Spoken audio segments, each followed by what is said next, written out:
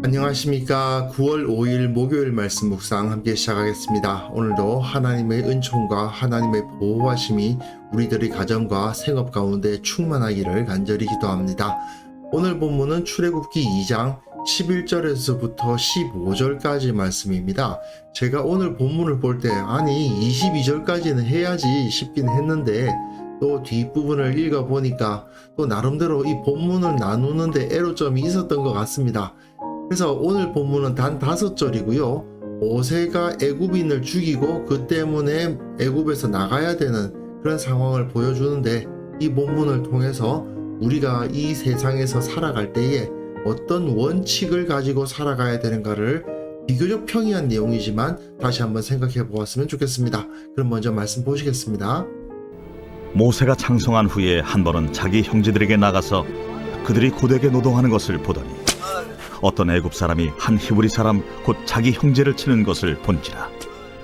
좌우를 살펴 사람이 없음을 보고 그 애굽 사람을 쳐 죽여 모래 속에 감추니라. 이튿날 다시 나가니 두 히브리 사람이 서로 싸우는지라. 그 잘못한 사람에게 이르되 네가 어찌하여 동포를 치느냐? 하매 그가 이르되 누가 너를 우리를 다스리는 자와 재판관으로 삼았느냐? 내가 애굽 사람을 죽인 것처럼 나도 죽이려느냐? 모세가 두려워하여 이르되 일이 탈로 되었도다. 바로가 이 일을 듣고 모세를 죽이고자 하여 찾는지라. 모세가 바로의 낯을 피하여 미디안 땅에 머물며 하루는 우물 곁에 앉았더라. 출애굽기 1장과 2장이 애굽의 압제 속에서 지도자 모세가 나타나는 모습을 보여주는데요. 이 모세의 모습을 가만히 보면 이 모세의 삶 자체가 이스라엘 민족 전체의 역사를 반영하기도 하고, 또 모세의 행동과 모세의 마음이 하나님의 역사하심을 반영하기도 합니다. 하지만 분명한 사실은 이 모세가 행한 일은 결코 하나님의 뜻 안에서 이루어지지 않았다는 것이죠. 오늘 본문에서 분명 그가 자기 백성에 대한 마음은 정말 뜨거운 마음, 사랑하는 마음 가지고 있었지만 그 모습이 불완전했고, 그로 인해서 하나님을 두려워해야 할 자가 행할 일이 아닌 짓을 하고 말았다. 그 때문에 결국 어려움을 겪게 되었다 하는 것을 볼 수가 있습니다. 사실 제가 좀 전에 말씀드렸습니다만은 2장 11절부터 22절까지를 읽는 것이 가장 좋습니다. 왜냐하면 이게 창세기의 야곱이 당했던 일을 그대로 반영하거든요. 그런데 오늘은 15절까지만 묵상하다 보니까 중간에서 뚝 끊기는 느낌이 들긴 합니다만은 어쨌든 이 주제를 가지고 한번 생각을 해보았으면 좋겠습니다. 모세가 장성했습니다. 바로의 딸에게 입양되어 들어갔으니 상당한 권세와 지위도 보장되어 있었을 것입니다. 또한 자기를 길러준 이는 사실상은 요게벳, 자기 어머니입니다. 어머니로부터 계속 영향을 받고 있었을 것이고, 또한 그 왕궁에서의 권세와 지위는 누리고 있으니 얼마나 좋습니까? 즉 이 장성했다는 것은 시간이 상당히 흐르면서 어느 정도 힘을 가진 존재가 되었다는 이야기죠. 그런데 한 번은 자기 형제들에게 나가서 그들이 고되게 노동하는 것을 보았습니다.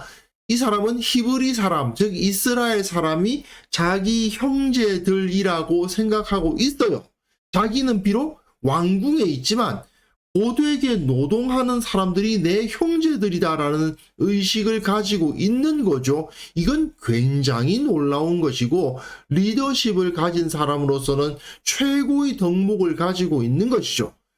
그런데 어떤 애굽 사람이 한 히브리 사람 곧 자기 형제를 치는 것을 보았다.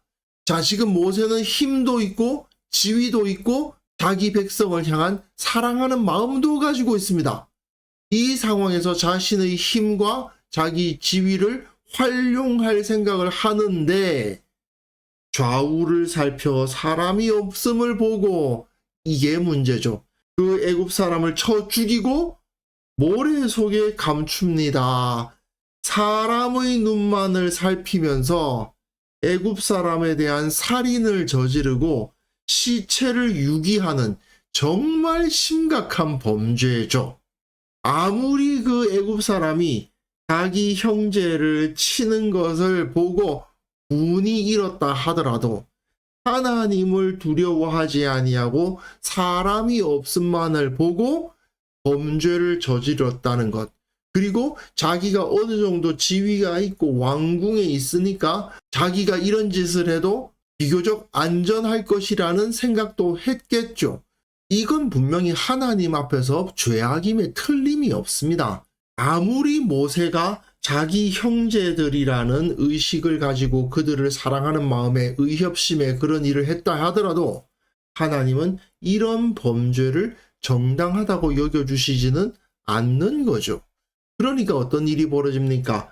이튿날 다시 나가니까 이번에는 형제들이 서로 싸우고 있어요. 히브리 사람들이 싸우고 있습니다. 그 상황에서 모세는 그 잘못한 사람에게 말한다라고 되어 있는데 이 두 사람의 이야기를 들어보고 누가 잘했고 누가 못했고를 판단을 한 모양입니다. 이건 재판하는 거죠. 재판을 해서 당신이 잘못했네.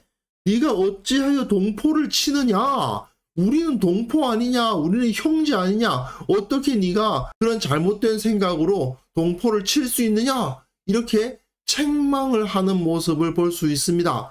역시 자기 백성에 대한 마음을 가지고 있었고 자기 백성들이 온전히 하나가 되어서 올바른 모습으로 설 수 있기를 바라는 모습이 나타나고 있습니다만은 그가 이르되 잘못한 사람이 말하는 거죠. 이 사람도 사실은 죄를 저지른 셈이죠. 하지만 모세가 저지른 살인보다는 약한 죄겠죠.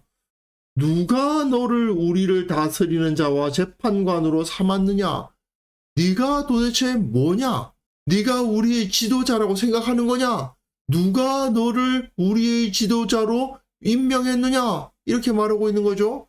분명히 사람들이 생각하기로는 모세는 왕궁에 있고 그리고 자기 백성에 대한 마음도 가지고 있으니 사람들은 모세에게 많은 것을 기대했을 겁니다. 그리고 모세도 그 사실을 알고 있었을 거예요. 그러니까 이렇게 행동하는 거 아닙니까? 사람들 사이에서 재판도 하고 그리고 자기 백성을 괴롭히는 자를 쳐 죽이기도 하고 그렇게 하는 거죠. 하지만 이것은 누가 봐도 죄악이었고 애굽 사람을 죽인 것처럼 나도 죽이려느냐? 네가 나에게 형을 집행할 수 있겠느냐 하는 말이기도 하고요. 너는 나보다 더 크고 악한 죄악을 저질러 놓고 나를 재판한다는 것이 말이 되냐? 이런 말도 되는 거죠. 모세가 두려워하여 이르되 일이 탈로 되었도다. 이 말은 내가 저지른 죄악이 탈로 났구나 라는 단순한 말임과 동시에 내가 지도자로서의 리더십을 잃었구나 라는 뜻이기도 하고요. 자기는 이제 이 자리에 머물 수 없다는 것을 본능적으로 느낀 것이라고 볼 수도 있는 겁니다. 지금 이 모세의 모습을 보면 자기가 어느 정도 장성했고 그리고 지위도 있고 하니까 자기 형제들의 리더로서의 의식을 가지고 있었던 건 분명하지 않습니까? 그런데 그 리더로서의 위치에서 쫓겨나고 마는 거예요. 마치 아담과 하와가 에덴 동산을 통치하던 자리에서 쫓겨나듯이 모세는 그 자리에서 쫓겨나고 맙니다. 바로가 이 일을 듣고 모세를 죽이고자 하여 찾는지라의 죄에 의해서 사망이 따라오고 있는 것을 볼 수 있고 사망의 위협이 모세를 따르더라 이거죠. 그러니까 모세가 바로의 낯을 피하여 미디안 땅에 머물며 하루는 우물 곁에 앉았더라. 미디안 땅으로 도망 나갔다라는 의미입니다. 참고로 여기가 애굽이고요. 미디안이라고 하면 이 지역 전체를 다 지칭하는 말입니다. 이 각 곳에 여러 족속들이 흩어져 있는데 그들을 다 묶어서 말하는 것이죠. 이건 과거에 아브라함이 애굽으로 들어갔다가 바로에게 사레가 자기 아내라고 하지 않고 누이라고 하는 바람에 그 집에 재앙이 임해가지고 바로에 의해서 책망을 받는 이야기를 볼 수 있는데 그것과도 비슷하죠. 바로가 모세를 죽이고자 형을 집행하고자 하지 않습니까? 바로가 아브라함을 책망하는 모습도 비슷한 모습이라고 할 수 있고요. 이 아브라함의 모습보다도 더 비슷한 사건은 사실 야곱이 겪은 사건이죠. 야곱이 형과 아버지를 속이고 장자권의 축복을 받았다가 그 거짓말을 했다가 어떻게 됩니까? 도망을 나갈 수밖에 없었죠. 그래서 자기 외삼촌이 있는 바단 아람까지 도망을 갈 수밖에 없었는데 그때에 야곱이 길을 따라 동방 사람 땅에 이르렀고 들에 우물이 있었다라고 되어 있죠. 그리고 이 우물 주위에서 여러 가지 일이 있었다는 것을 창세기 29장에 기록하고 있는데요. 내일 본문이 바로 이 창세기 29장에서 야곱이 겪은 일과 매우 비슷합니다. 모세가 우물 곁에 앉아서 마치 자기 조상 야곱이 겪었던 일과 비슷한 일을 겪었다라고 기록하는 거예요. 그래서 모세는 자기 인생이 이스라엘의 역사를 많이 반영하고 있고 또 하나님의 마음도 그 행동에 반영이 돼요. 하지만 아무리 하나님의 마음을 반영했고 자기 백성을 사랑하고 의협심에 불탔다 하더라도 하나님께서 결코 인정하실 수 없는 죄악의 방법을 사용했기 때문에 결국 이처럼 미디안 광야로 도망을 나갈 수밖에 없었다. 그것을 보여주고 있습니다. 어떻게 보면 상식적인 이야기라고 할 수 있습니다. 아무리 선한 의도를 갖고 있었다 하더라도 하나님의 방법이 아닌 방법을 쓴다거나 더 나아가서는 범죄를 통해서 무언가를 달성하려 한다.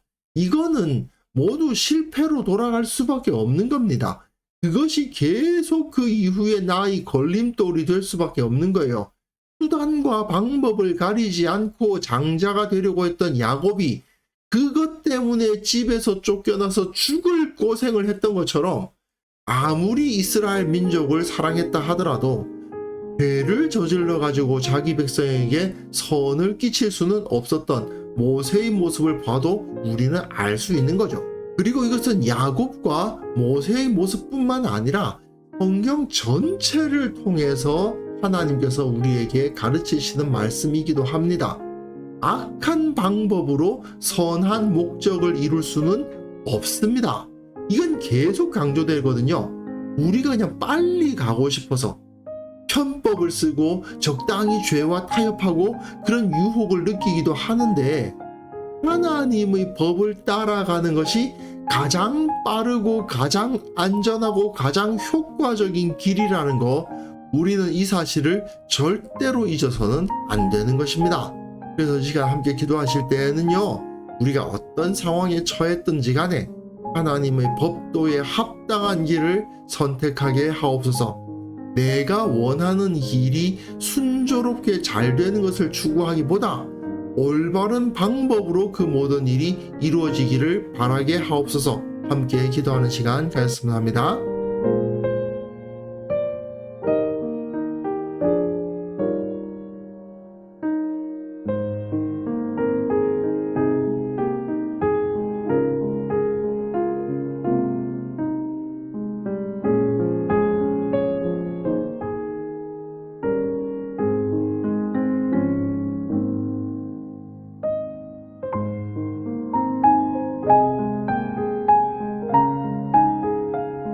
하나님 아버지, 내가 어떤 상황에 있든지 간에 주님의 법도를 떠나지 않는 지혜로운 자가 되게 하여 주옵소서. 주의 법도에 합당한 길을 선택하는 것이야말로 가장 효과적이고 가장 안전하고 가장 빠른 길이라는 사실을 절대 의심하지 않도록 도와주옵소서. 내가 원하는 일이 순조롭게 되는 것보다 올바른 방법으로 주님의 뜻이 이루어지는 것이 더 중요하다는 것 절대 잊지 아니하고 내 인생을 그 원칙을 따라 살아가는 자 되게 하여 주옵소서. 우리 교회에 속한 모든 지체들 주님께서 붙들어 주시고 그들의 개인적인 삶이나 또한 함께 모여 교회의 일을 행할 때에도 결코 죄악이나 편법적인 행위가 없게 도와주시고 오직 주님의 뜻에 합당한 일들만 감당하는 자들 될 수 있도록 도와주옵소서. 아버지, 오늘 하루 우리가 살아가는 그 모든 삶 가운데서 이런 지혜를 허락하여 주시기를 원하옵고 바랍니다. 주님의 길을 걸어가는 것이 가장 빠르고 안전하고 효과적이라는 사실을 절대 의심하지 아니하고 예수님의 모습으로 살아가는 자들 다 될 수 있도록 도와주옵소서. 오늘 하루 우리의 모든 삶 가운데 함께하여 주시고 그 지혜를 허락하여 주시고 주님을 사랑하고 주님을 닮는 하루가 되게 하여 주옵소서. 감사드렸고 예수님의 이름으로 기도합니다. 아멘.